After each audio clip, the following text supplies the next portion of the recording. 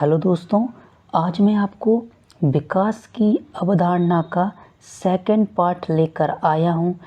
यदि आपको वीडियो अच्छा लगे तो कमेंट बॉक्स में ज़रूर बताएं कि आपको क्या अच्छा लगा। तो देखिए, विकास में क्या शामिल है। समस्या समाधान और अनुकूलन।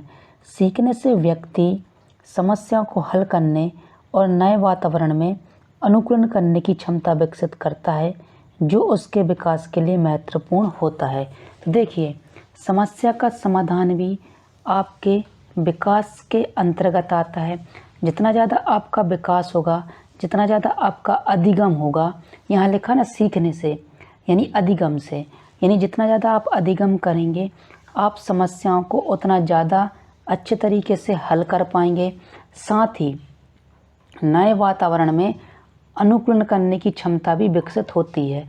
जैसे यदि आपको पता है कि ठंडे प्रदेशों में कैसे रहा जाता है, तो ठंडे प्रदेश में रहने के लिए आपने अधिगम सीखा कि किस प्रकार ठंडे प्रदेशों में रहा जाता है, और आप वहाँ रहकर क्या कर पाएंगे, समस्या को हल कर पाएंगे, अनुकूलन कर पाएंगे कि ठंड से कैसे बचा जाए। यह एक समस्या है, तो ठंड से बचने के लिए आप सबसे पहले अनुकूलन करेंगे, वहाँ के गर्म कपड़े पहनेंगे, जिससे आपका अनुकूलन होगा और आप ठंडे वातावरण में रह पाएंगे। दूसरा, यदि आप किसी गर्म स्थान पर जाते हैं जहाँ ज़्यादा गर्मी पड़ती है, तो वहाँ पर आप क्या अधिगम करेंगे, यानी अधिगम यानी आप सीखेंगे कि कैसे गर्मी में रहा जाता है।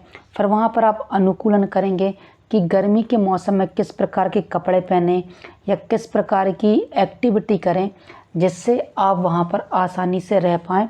यह भी अधिगम के अंतर्गत आता है। तो अधिगम आपको अनुकूलन करने में मदद करेगा। किसी भी समस्या के आप अनुकूल हो पाएंगे, उस समस्या को सॉल्व करने में भी अधिगम आपकी मदद करेगा। और देखिए, और क्या है, अब है विकास अधिगम को प्रभावित करता है। परिपक्वता की भूमिका। विकास की एक निश्चित अवस्था में पहुंचने पर ही बच्चा कुछ विशेष चीज़ें सीख पाता है। बिल्कुल सही। एक उम्र के पहले वह अमूर्त चिंतन नहीं कर पाता है। जब वह एक उम्र में आ जाता है, विकास की एक निश्चित अवस्था में आ जाता है, तो वह अमूर्त चिंतन करने लगता है।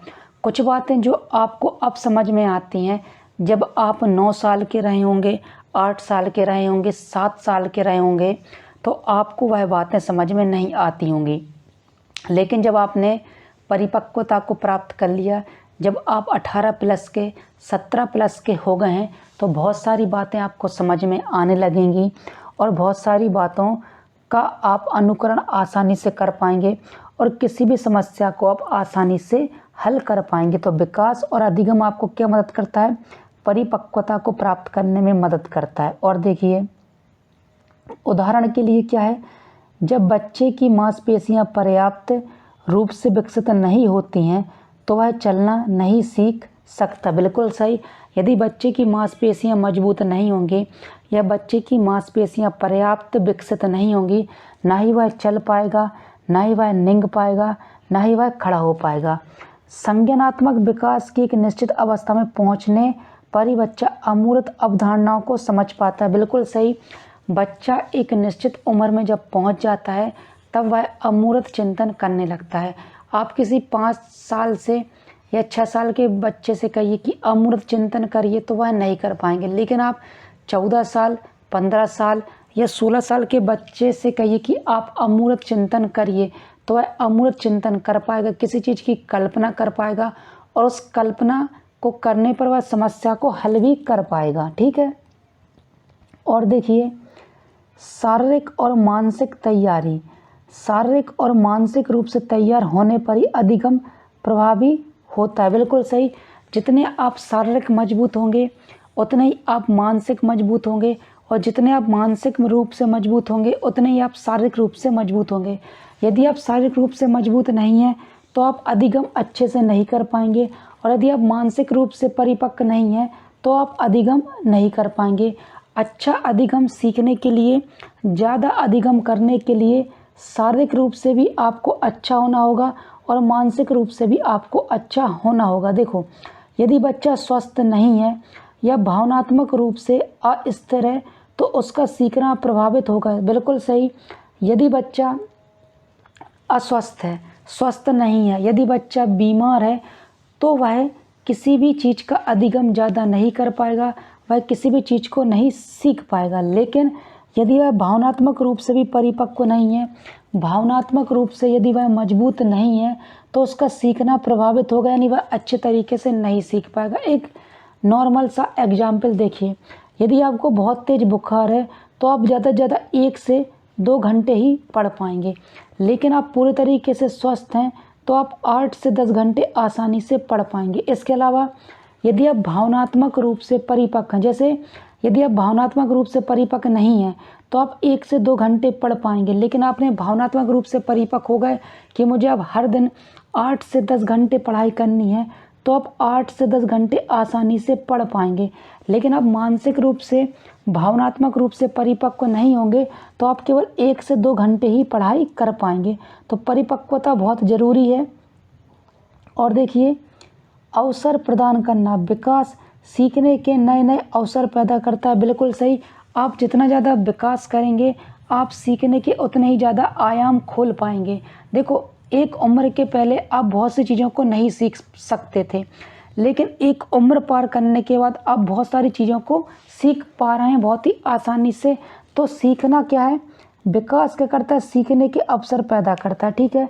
जैसे जैसे बच्चे का शारीरिक विकास होता है, वह अधिक गतिशीलता प्राप्त करता है। बिल्कुल सही। एक उम्र के पहले वह केवल बैठना सीखता है, निंगना सीखता है, चलना सीखता है। जब वह निंगता है तो वह स्लो तरीके से निंगता है, यानी धीरे तरीके से निंगता है। लेकिन जैसे जैसे उसका विकास होता है तो उसकी मांसपेशियाँ मजबूत होती हैं, और उसकी मांसपेशियों में क्या आती है? गतिशीलता आती है, जिससे वह तेज़ी से चल पाता है, तेज़ी से गति कर पाता है। और देखिए क्या है, जिससे उसे दुनिया का अन्वेषण करने और नए अनुभव से सीखने का मौका मिलता है। देखिए, आप जितने ज़्यादा विकास करेंगे, आप किसी चीज़ का अन्वेषण, यानी आप उस चीज़ के बारे में तर्क वितर्क कर पाएंगे, समस्या को हल कर पाएंगे और किसी चीज़ के बारे में ज़्यादा समझ पाएंगे।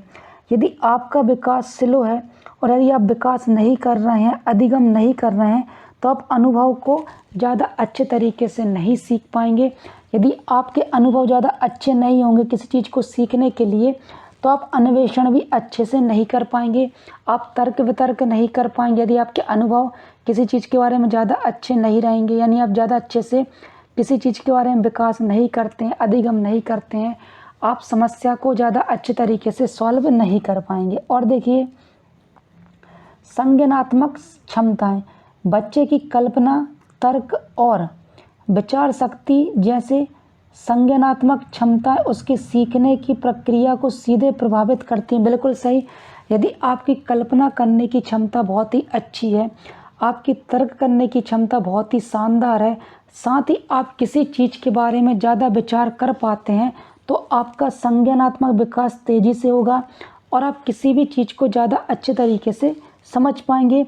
और यदि आपका संज्ञानात्मक विकास ज़्यादा होगा तो आप किसी भी चीज़ को ज़्यादा बेहतर तरीके से क्या कर पाएंगे? सीखने से प्रभावित होंगे, यानी आप ज़्यादा तरीके से सीख पाएंगे। देखिए, और देखिए, एक बच्चा जो तर्क करने में सक्षम है, वह जटिल अवधारणाओं को अधिक आसानी से सीख सकता है। बिल्कुल सही। जैसे आप किसी बच्चे को कोई प्रॉब्लम बताते हैं, यदि उसकी संज्ञानात्मक क्षमता अच्छी है, उसकी कल्पना क्षमता अच्छी है, उसकी तर्क वितर्क क्षमता अच्छी है और उसकी विचार शक्ति भी अच्छी है, तो वह समस्या को आसानी से सॉल्व कर पाएगा। यही कह रहा है कि वह जटिल समस्याओं या जटिल अवधारणाओं को आसानी से हल कर पाएगा, यदि उसकी कल्पना शक्ति अच्छी है और संज्ञानात्मक क्षमता भी अच्छी है। और देखिए, संक्षेप में विकास एक व्यापक छतरी है जिसके तहत अधिगम की प्रक्रिया होती है।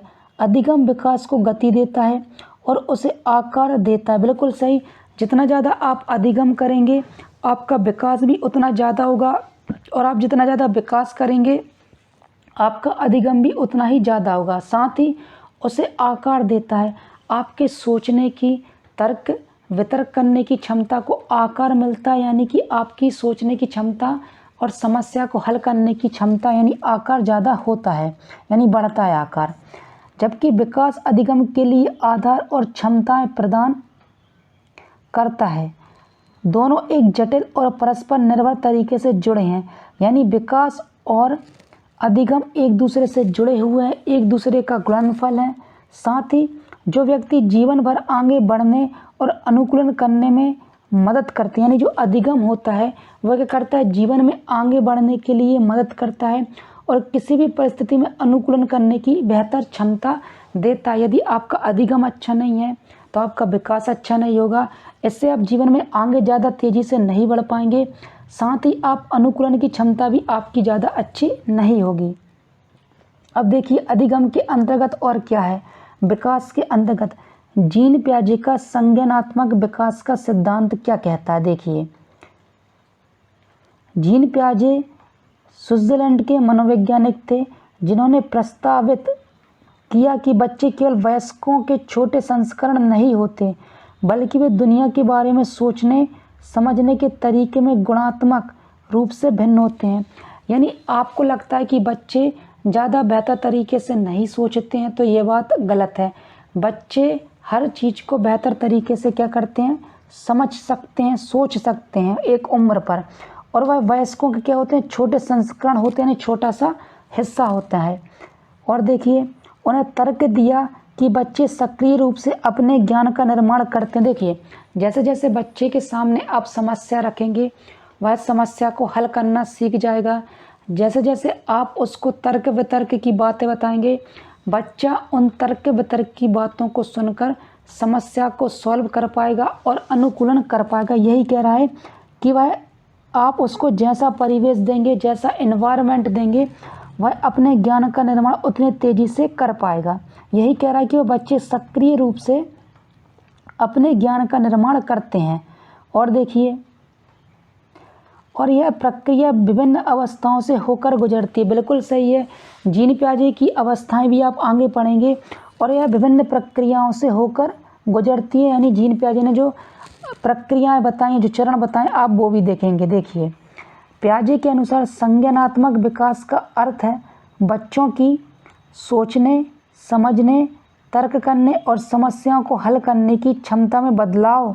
देखिए बच्चे कितने अच्छे से सोच सकते हैं, वह किसी चीज़ को कितने अच्छे तरीके से समझ सकते हैं, वह किसी चीज़ के बारे में कितना अच्छा तर्क दे सकते हैं, वह किसी समस्या को कितने आसानी से कितने जल्दी हल कर सकते हैं। ये सब क्या आती हैं, ये क्षमताएं संज्ञानात्मक विकास के अंतर्गत आती हैं।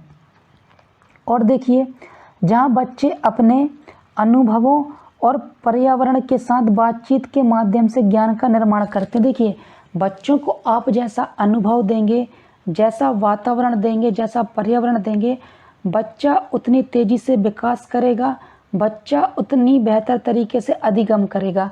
यदि आप उनके अनुभव ज़्यादा आप अच्छे नहीं देते हैं, आप उनको अनुभव या उनको आप एनवायरनमेंट या पर्यावरण अच्छा नहीं देते हैं, तो उनकी अधिगम करने की क्षमता भी कम रहती है और उनका विकास भी धीरे होता है। और देखिए मुख्य अवधारणाएं क्या हैं।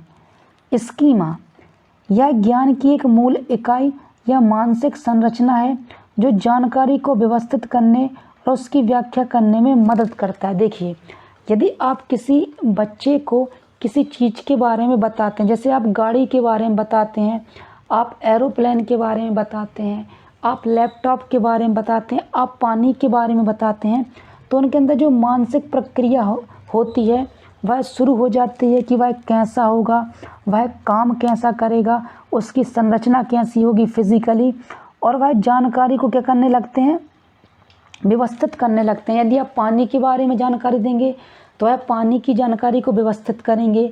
आप गाड़ी सुधारने के बारे में जानकारी देंगे तो वह गाड़ी सुधारने की जानकारी को क्या करेंगे, व्यवस्थित करेंगे। आप कंप्यूटर की जानकारी देंगे, आप सीडीपी की जानकारी देंगे, आप किसी साइंटिस्ट की जानकारी देंगे, तो वह उनसे संबंधित सभी जानकारी को क्या करेगा, एक क्रम में धीरे धीरे समायोजित करेगा, यानी जानकारी को व्यवस्थित करेगा और उसकी व्याख्या करने में मदद करती है। और आगे जाके जब कोई व्यक्ति उसके बारे में और चीज़ें बताएगा तो वह अपने पुरानी जानकारी से उसे क्या कर लेगा, जोड़ लेगा। ठीक है। अब देखिए स्कीमा और क्या है। ये वे ब्लॉक होते हैं जिनसे हम अपनी दुनिया की मानसिक समझ का निर्माण करते हैं। यानी स्कीमा के तहत आप दुनिया के बारे में, दुनिया में जो भी चीज़ें होती हैं उसके बारे में आप मानसिक समझ उत्पन्न करते हैं। मानसिक समझ को क्या करते हैं, आप व्यवस्थित करते हैं और उसके बारे में मानसिक समझ को क्या करते हैं, बेहतर करते हैं। अब उदाहरण देखिए क्या है। एक बच्चा कुत्ता के लिए एक स्कीमा विकसित करता है जिसमें 4 पैर, पूंछ और भौंकना शामिल है। जब वह कोई और 4 पैर वाला जानवर देखता है तो वह उसे अपने कुत्ता स्कीमा फिट करने की कोशिश करता है। अब देखिए, जैसे आपने उसे कुत्ते के बारे में जानकारी दी कि कुत्ता सफ़ेद रंग का होता है। जैसे आपने कहा कुत्ता सफ़ेद रंग का होता है या कुत्ता काले रंग का होता है। अब उसने शेर को देखा या बिल्ली को देखा तो अब उसने जो व्यवस्थित ज्ञान बनाया कि बिल्ली तो म्याऊं करती है, शेर तो और दूसरी आवाज़ उत्पन्न करता है, क्या यह कुत्ता है? तो वह अपने पुरानी जानकारी से क्या करेगा, उसको टटोलेगा। अपनी जानकारी के बारे में, जो उसको जानकारी कुत्ते के बारे में आपने दी थी, उसके बारे में वो चीज़ों को देखेगा और जब वह उस चीज़ में फिट नहीं होगी तो वह क्या कहेगा, यह कुत्ता नहीं है, यह बिल्ली है या फिर शेर है। ठीक है। अब देखो आत्मसत्तीकरण यानी एसिमिलेशन, यह नई जानकारी को मौजूदा स्कीमा में फिट करने की प्रक्रिया है। देखो आत्मसातीकरण क्या होता है, आपने उसे किसी चीज़ के बारे में जानकारी दी और उससे मिलती जुलती चीज़ यदि उसके सामने आएगी तो उसके बारे में जो पूर्व ज्ञान आपने दिया था उस जानकारी को वह फिट करने की कोशिश करेगा कि ये कुत्ता है कि नहीं है।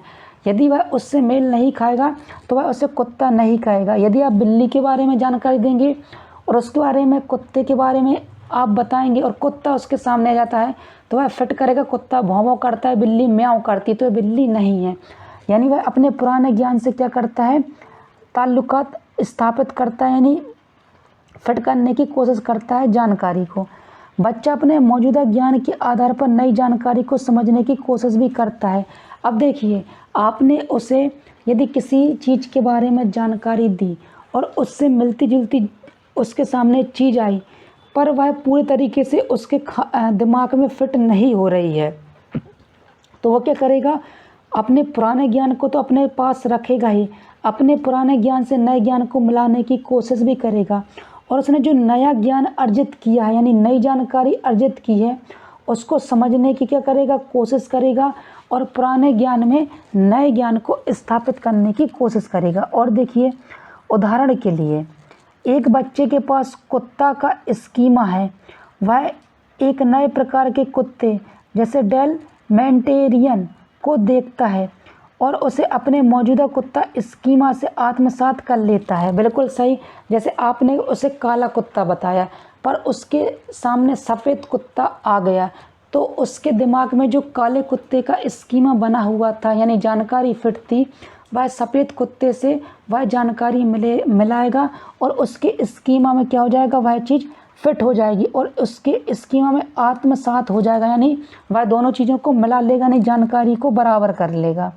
अब समायोजन यानी एकोमोडेशन, यह तब होता है जब नई जानकारी मौजूदा स्कीमा में फिट नहीं होती और बच्चे को अपने स्कीमा को संशोधित कर या नया स्कीमा बनाने की आवश्यकता होती है। जैसे आपने उसे कुत्ता दिखाया, कुत्ते के 4 पैर होते, उसकी पूंछ होती और कुत्ता भौं भौं करता, कुत्ते के 2 कान है, कुत्ते के 2 आँखें, लेकिन अब उसके सामने क्या जाती है, बिल्ली आ जाती है तो वो क्या करेगा, समायोजन स्थापित करने की कोशिश करेगा। अब वह बिल्ली की भी पूंछ होती है, बिल्ली की भी 2 आँखें होती हैं, बिल्ली के भी 2 कान होते हैं पर बिल्ली भौं भौं नहीं करती, बिल्ली म्याऊं म्याऊं करती और बिल्ली छोटी होती है। तब वह इन चीज़ों से क्या करेगा, अपनी पिछली मौजूदा जानकारी से मिलाएगा और नई जानकारी को समायोजन करेगा और वह नई जानकारी को जोड़ेगा। इसी को समायोजन आप कहेंगे। देखिए ना, इसमें लिखा है कि वह नया स्कीमा बनाने की आवश्यकता होती है, यानी वह जानकारी को संशोधित करेगा, जानकारी को अपडेट करेगा और नया स्कीमा बनाएगा कि यह बिल्ली है और यह कुत्ता है। और देखिए, यह पुरानी सोच को बदलकर नई जानकारी को समायोजित करता है। यदि उसके किसी चीज़ के बारे में पुरानी जानकारी है, जब उसे उस चीज़ के बारे में और नई जानकारी मिलेगी तो वह उस जानकारी को क्या करेगा, स्कीमा को अपडेट करेगा, यानी जानकारी को संशोधित करेगा, जानकारी को बेहतर करेगा। अब देखिए उदाहरण के लिए भाई एक बिल्ली को देखता है, बिल्ली के 4 पैर पूँछ होती है लेकिन वह भौंकती नहीं है। बच्चा यह सीखता है कि यह कुत्ता नहीं है और बिल्ली के लिए नया स्कीमा बनाता है या अपने जानवर स्कीमा को समायोजित करता है। जैसे मैंने आपको बताया कुत्ता भौं भौं करता है पर बिल्ली म्याऊं म्याऊं करती है, तो वह अपनी पुरानी स्कीमा यानी पुरानी जानकारी को मिलाने की कोशिश करेगा। लेकिन जब पुरानी जानकारी नहीं मिलेगी तो वह नई जानकारी को स्थापित करेगा, नया स्कीमा को स्थापित करेगा और वह स्कीमा होगी बिल्ली के बारे में। और देखिए साम्य अवस्था या संतुलन, यह आत्मसतीकरण और समायोजन के बीच का संतुलन बनाने की प्रक्रिया है। कहने का मतलब ये है कि जो पुराना आपकी स्कीमा है और नई स्कीमा है उनके बीच बैलेंस बनाने को ही साम्य अवस्था या संतुलन कहते हैं। ठीक है, अब देखिए जब बच्चा अपने मौजूदा स्कीमा यानी ज्ञान और नई जानकारी के बीच संतुलन महसूस करता है तो वह साम्य अवस्था होती है। बिल्कुल सही, उसका जो पुराना ज्ञान है और जो नया ज्ञान है उसमें जब वह बैलेंस करता है, जब दोनों ज्ञान को बराबर करने की कोशिश करता है तो ही वह क्या कहलाती है, साम्य अवस्था कहलाती है। और देखिए क्या कहलाती है, जब नई जानकारी मौजूदा स्कीमा से मेल नहीं खाती यानी असंतुलन, तो बच्चा अपने स्कीमा को समायोजित करने यानी अपडेट करने के लिए क्या करता है, प्रेरित होता है या प्रेरित करती है, जिससे ज्ञान का विकास होता है यानी नए ज्ञान का विकास होता है। जैसे बिल्ली के बारे में उसने ज्ञान प्राप्त किया, उसने अपने स्कीमा को अपडेट किया, नई स्कीमा को बनाया और उसके बीच क्या हुआ, असंतुलन पुरानी जानकारी में पैदा हो गया। फिर उसने क्या किया, एक नया स्कीमा यानी नई जानकारी बनाई जो कि बिल्ली है और फिर संतुलन स्थापित होता है। यह सीखने की मुख्य प्रेरक शक्ति होती है। यही चीज़ क्या होती है, किसी भी चीज़ को सीखने की प्रेरक शक्ति होगी स्कीमा यानी जानकारी को अपडेट करना। अब देखिए संज्ञानात्मक विकास की अवस्थाएं क्या है, स्टेज ऑफ कॉग्निटिव डेवलपमेंट। पियाजे ने बच्चों के संज्ञानात्मक विकास की 4 सार्वभौमिक और अपरिवर्तनीय अवस्थाओं में विभाजित किया, यानी उन्होंने 4 अवस्थाएं बताई हैं। पहली अवस्था है संवेदीगामक अवस्था, जिसे सेंसरी मोटर स्टेज कहा जाता है। यह जन्म से 2 वर्ष की अवस्था होती है। अब देखिए संवेदीगामक अवस्था क्या होती है, इसकी जानकारी हम पढ़ेंगे और यह बहुत ज़रूरी जानकारी जो कि CTET UPTET में पूछी जाती है। देखिए जब बच्चा अपनी इंद्रियों देखना, सुनना, छूना, सूंघना, स्वाद लेना और मोटर गतिविधियों यानी हाथ पैर हिलाना या पकड़ने के माध्यम से दुनिया को समझता है, यानी जब वह जन्म से लेकर 2 वर्ष का होता है तो वह क्या सुनता है, क्या देखता है, क्या महसूस करता है। जब वह किसी चीज़ को छूता है तो वह चीज़ खुरदुरी है या वह चिकनी है या वह चीज़ गर्म है या वह चीज़ ठंडी है या वह चीज़ नॉर्मल है, इससे वह क्या करता है, अपने ज्ञान का विकास करता है, अपने ज्ञान को लेता है। अब वस्तु स्थायित्व है यानी कि ऑब्जेक्ट परमानेंस। इस अवस्था की सबसे महत्वपूर्ण उपलब्धि बच्चा यह समझने लगता है कि वस्तु तब भी मौजूद रहती है जब भी उसकी दृष्टि से ओझल हो जाते हैं। लगभग 18 से 12 महीने में यह अवस्था विकसित होती है। वस्तु स्थायित्व क्या है, जैसे आपने उसके सामने गेंद रखी और गेंद को उठा लिया, तब भी उसको पता रहेगी कि गेंद मौजूद है। ठीक है, जैसे कुत्ता बैठा था, कुत्ता उठ के चला गया तो उसके मन में क्या है, वस्तु स्थायित्व है कि कुत्ता मौजूद है। ठीक है, और देखिए और ये 18 से 12 महीने में क्या होती है, विकसित होती रहती है। अब शिशु प्रतिवर्त क्रिया यानी रिफ्लेक्सिव एक्शन से उद्देश्यपूर्ण व्यवहार की ओर बढ़ते हैं। ठीक है, और देखिए अब प्रारंभिक भाषा का विकास भी संवेदीगामक अवस्था में होता है, जो 0 से या जन्म से 2 वर्ष की अवस्था है, जिसमें आपका भाषा का विकास भी होता है। अब देखिए पूर्व संक्रियात्मक अवस्था प्री ऑपरेशनल स्टेज आयु लगभग 2 वर्ष से 7 वर्ष के बीच होती है। इसमें क्या होता है, देखिए मुख्य विशेषता क्या है, प्रतीकात्मक विचार, सिंबॉलिक थॉट्स, यानी चीज़ों को चित्र बनाना है, किसी चीज़ का प्रतीक बनाना है, चित्रों को बनाना है। बच्चे प्रतीकों, शब्दों और छवियों का उपयोग करके वस्तुओं और घटनाओं का प्रतिनिधित्व कर सकते हैं। वे नाटक खेलना शुरू करते हैं। देखिए, जब बच्चा इस अवस्था में होता है तो वह 2 से 7 वर्ष में वह नाटक सीखता है, नाटक खेलना सीखता है और वस्तु स्थायित्व के द्वारा ज्ञान की प्राप्ति करती है। आप उसको फुटबॉल दिखाइए, आप उसे कुत्ता दिखाइए, बिल्ली दिखाइए, शेर दिखाइए, हाथी दिखाइए, तो जब वह उनकी फ़ोटो को देखेगा, उनकी प्रतिमा को देखेगा, तो वस्तु स्थायित्व उसके दिमाग में क्या होगा, बनने लगेगा, यानी वस्तु की फ़ोटो छपने लगेगी और अहम केंद्रित होता है, यानी हर चीज़ वह अपने में लेके चलता है। बच्चा केवल अपने दृष्टिकोण से चीज़ों को देखता है और दूसरों के दृष्टिकोण को समझने में कठिनाई महसूस करता है। बच्चे के लिए जो भी विचार होंगे वह खुद तक होंगे और बच्चे के विचार जो होंगे वह सार्वभौमिक होंगे, यानी मैं जो बोलूँगा वही सत्य है, बाकी और चीज़ें सत्य नहीं होती उसकी नज़र में उस अवस्था में। और वह दूसरों के दृष्टिकोणों को समझने में क्या करता है, कठिनाई महसूस करता है कि दूसरे का दृष्टिकोण क्या है, उसे समझने में वह कठिनाई महसूस करता है और जो उसका दृष्टिकोण होता है वही सत्य होता है। वे मानते हैं कि हर कोई वही सोचता है और महसूस करता है जो वे करते हैं। कहने का मतलब ये है कि बच्चा इस अवस्था में जो सोचेगा वही चीज़ सत्य होगी उसकी नज़र में और दूसरों की नज़र में भी। दूसरों की नज़र से तात्पर्य उसकी नज़र में, जैसे उसने कहा कुत्ते के 4 पैर होते हैं तो उसकी नज़र में कुत्ते के 4 पैर होंगे और जब दूसरा बोलेगा तो वह यह समझेगा कि वह जो बोल रहा है उसके विचार में वह चीज़ भी सत्य है, यानी उसकी नज़र में वह बात ही सत्य है। यानी जो वह सोचता है और महसूस करता है वही चीज़ क्या होती है, सत्य होती है उसकी नज़र में। ठीक है, इसको मैं ज़्यादा अच्छे तरीके से आपको एक्सप्लेन नहीं कर पाया, इसके लिए मैं माफ़ी चाहता हूँ आपसे।